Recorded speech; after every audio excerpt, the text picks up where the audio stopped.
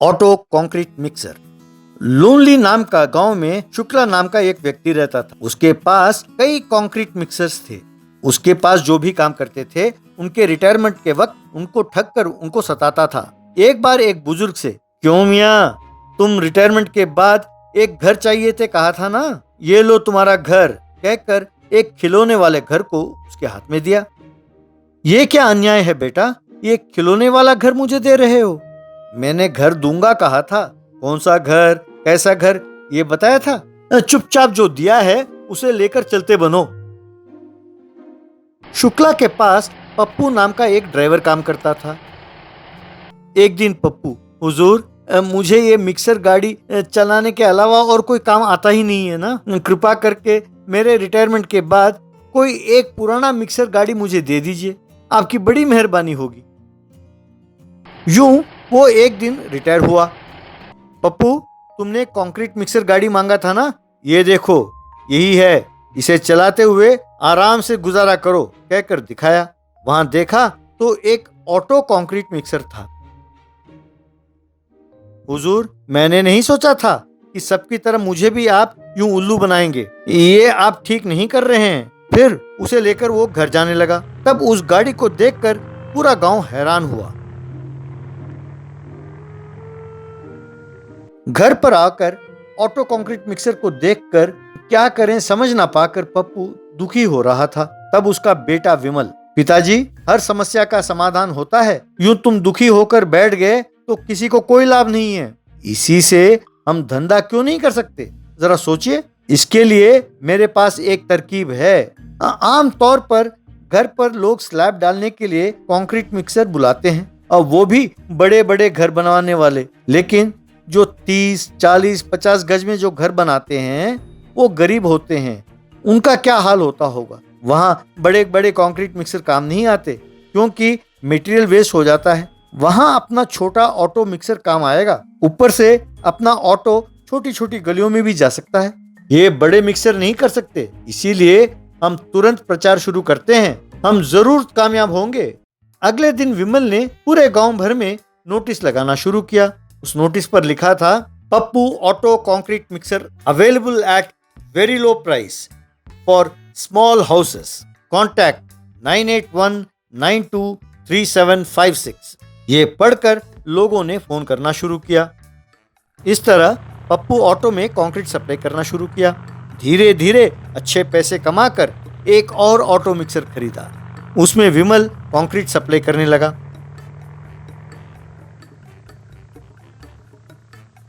यूं बहुत कम समय में और कई ऑटो खरीदकर कई लोगों को नौकरी भी दिलाया।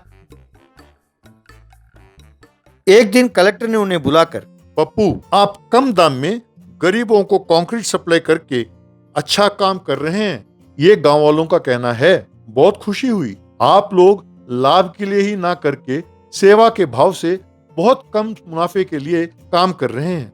ये वाकई प्रशंसनीय है। पहले गवर्नमेंट कॉन्ट्रैक्ट सारे हम उस शुक्ला को देते, पर अब मैंने निर्णय लिया है कि ये कॉन्ट्रैक्ट आपको ही दूंगा। अब से इस गांव में कोई भी सड़क बने या गवर्नमेंट का काम हो, वो तुम्हें ही करना होगा। ये बात सुनकर दोनों ने कलेक्टर को प्रणाम किया। यूं वे गांव में सड़क, स्कूल और अस्पताल के निर्माणों में काम करने लगे। उसका धंधा ठप हो गया तो शुक्ला को बहुत गुस्सा आया।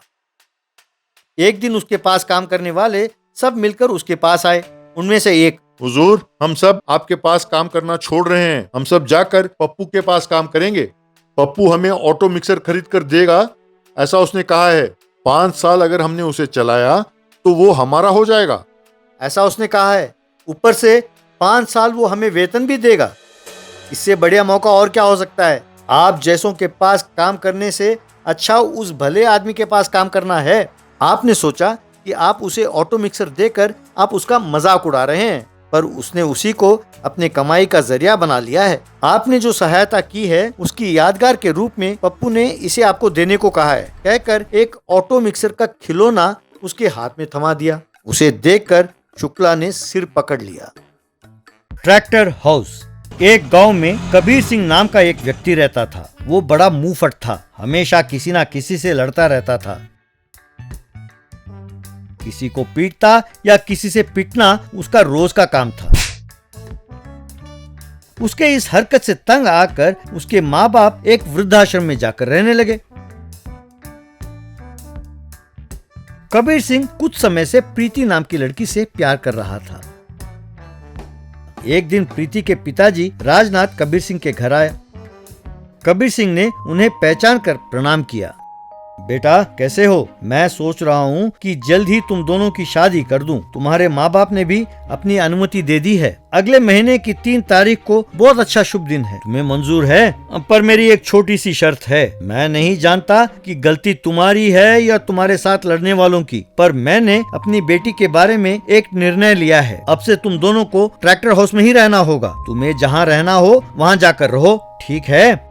बहुत बढ़िया आइडिया है बाबूजी। इतने दिन ये आइडिया मुझे क्यों नहीं आया? मैं तैयार हूँ बाबूजी। यूं उनकी शादी बड़े धूमधाम से हुई। बाद में राजनाथ ट्रैक्टर हाउस को दिखाते हुए, इसमें सारी सहूलियतें हैं बेटा, बेटी का ख्याल रखना, मेरे लिए यही बहुत है। जब तक फोन करते रहना, इस तरफ आए तो घर जरूर आना। यूं दोनों खुशी खुशी वहां से चले गए।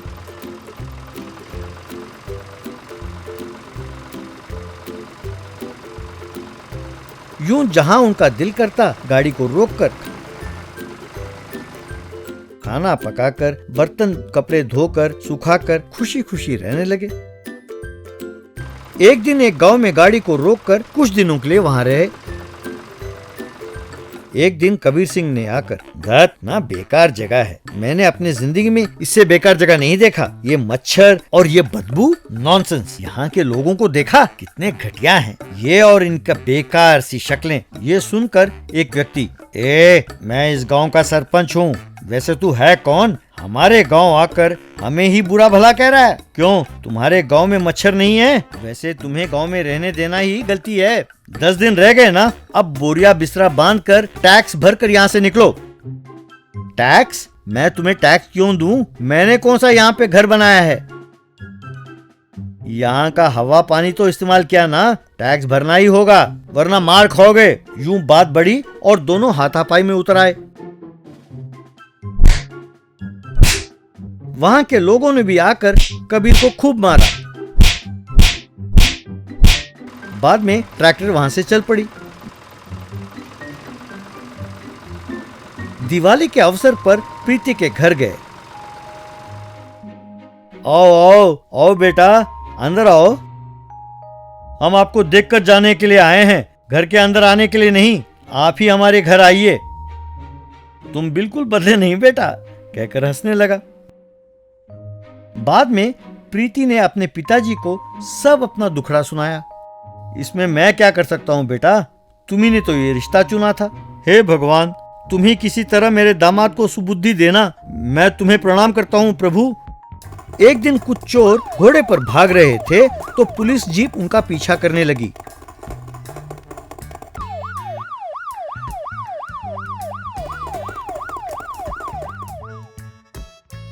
चोर जंगल में इधर उधर देखकर वहां खड़े ट्रैक्टर में अंदर जा छुपे।